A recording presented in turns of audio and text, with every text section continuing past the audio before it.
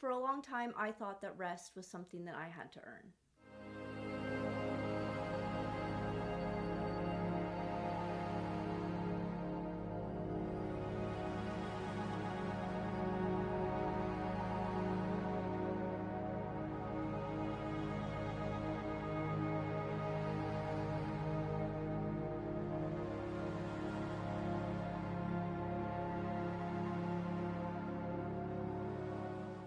Hi there, I'm Jade and welcome to Neuro Yoga. Today we're going to be talking about why I thought I had to earn rest in order to take rest.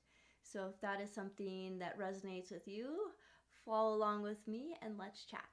Starting off with what I used to believe and also what I'm currently working on, I think that it is so ingrained within me and honestly just society in general about having to earn rest in our very producing and capitalist mindset view that our world holds, and that you have to constantly be producing something. So what I used to believe and what I am currently working on within myself to help shift these narratives, that obviously, number one, rest has to be earned. That's why we're here. It's the title of the video. I thought that I had to earn it, and that's definitely something that has shifted in me for sure. And also, before we fully get into it, if you see me glancing up, I do have notes, because if I don't have notes, I will be going off in a million bajillion tangents. So to keep me somewhat on track, I have my notes that I'm glancing up at my screen.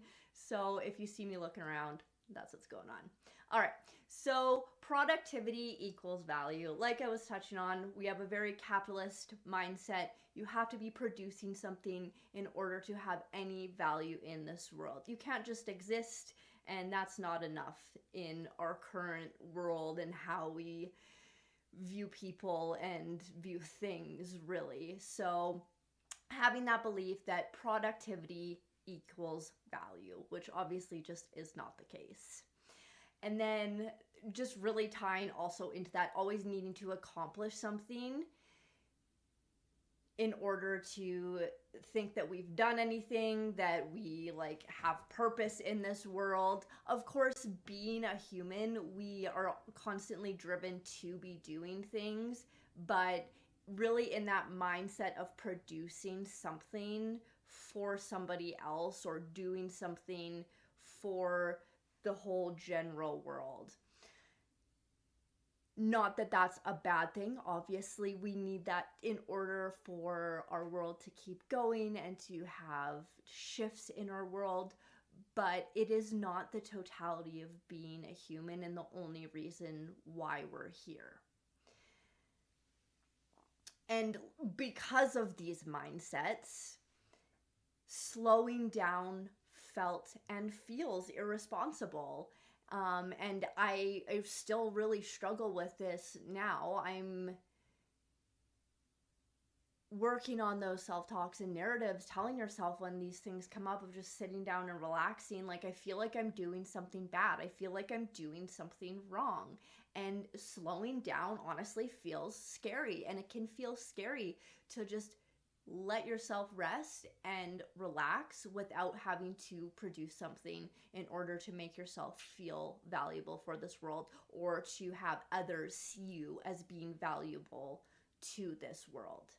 So what this can look like is constantly staying busy, always doing things, always making those to-do lists, or even just having that constant reel in your head of all of the things that you are doing, need to be doing, what's next, all these lists, all these things.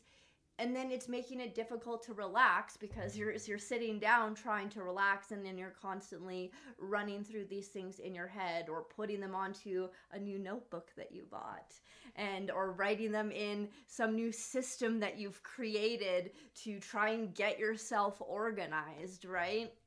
So when like that time to relax, it's a lot of guilt during downtime and not really actually relaxing, and just feeling guilty and feeling Like you need to keep adding to this reel and this narrative in your head about all the things you should be doing. A lot of shoulding is happening in the head, and telling yourself, I should be doing this, I should be doing that, adding to the list, and just creating a lot more turmoil within, really. So because we should ourselves all this time, we then start to push ourselves through being tired, through being exhausted. And then after we keep pushing ourselves through this exhaustion, and this isn't even just for neurodivergent people, but also neurotypical people too, because if we keep pushing ourselves through exhaustion, everybody experiences exhaustion. It's inevitable burnout. We're just going to continue on until we burn ourselves out. And I think the biggest difference in that regard between like a neurotypical person and a neurodivergent person is their threshold for that burnout, like how long that lasts,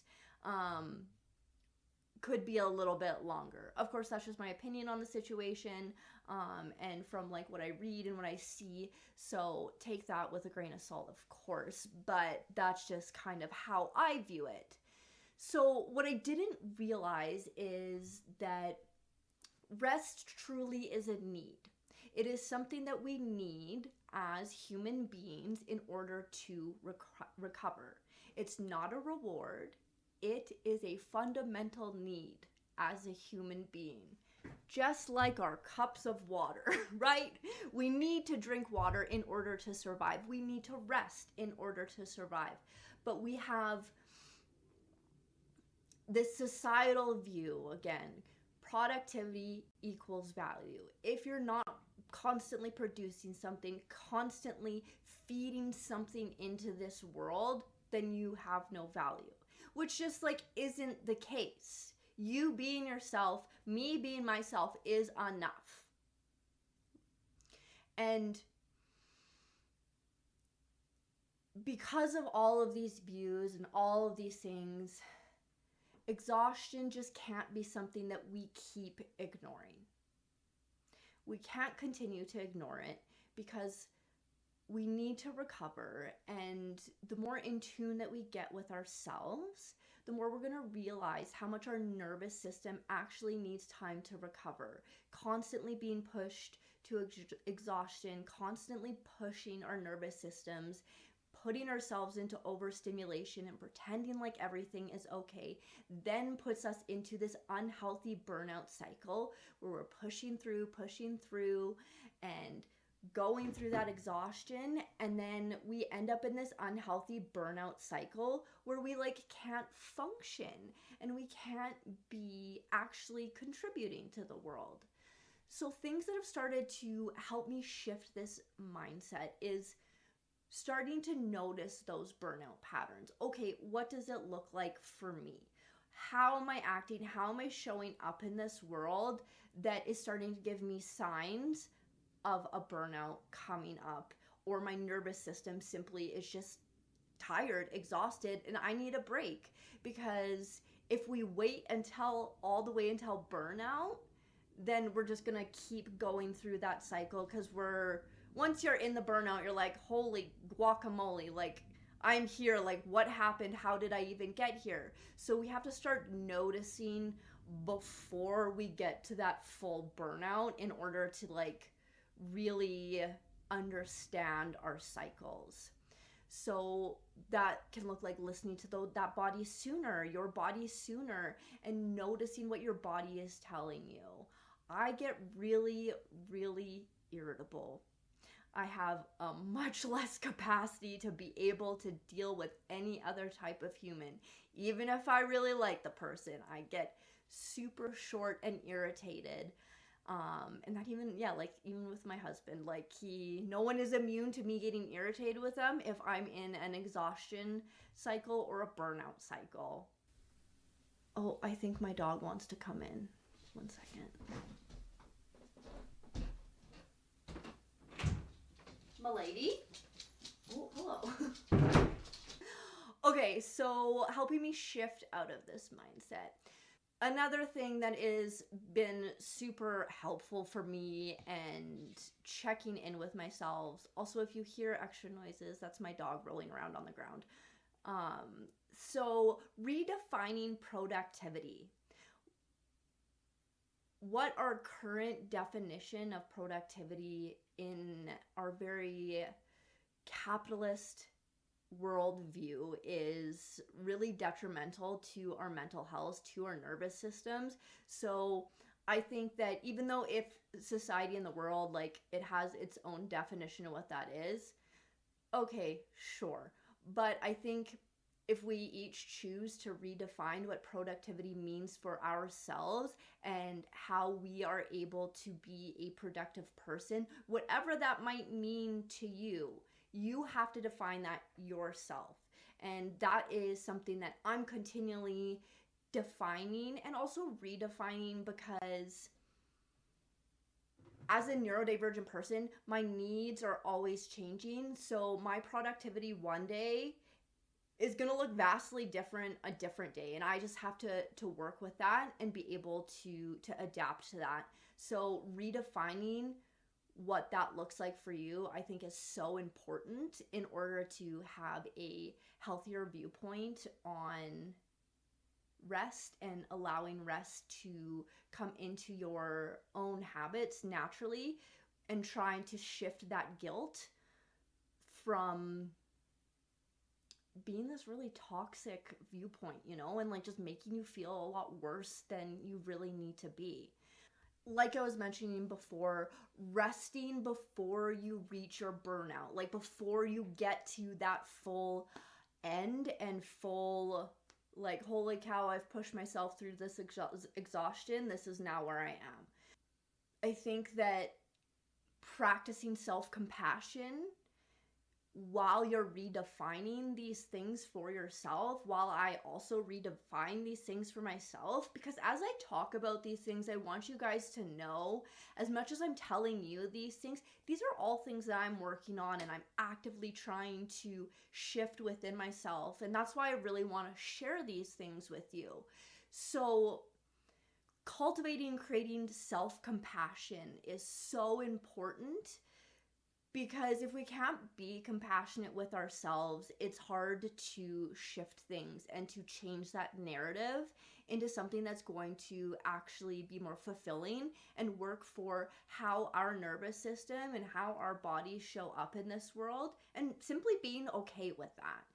Couple things that I just wanted to add on at the end, and as a little reminder, rest isn't lazy, it is a necessity. You have to rest in order to be a part of this world and to be able to show up in this world as the person that you want to be and the person that you are. And knowing that rest isn't a weakness, it doesn't make you weak, especially if your threshold might be not as big as somebody else that you might know. Every single person is so different. So allowing yourself that compassion with whatever your threshold might be. Also reminding yourself that you don't need permission to rest.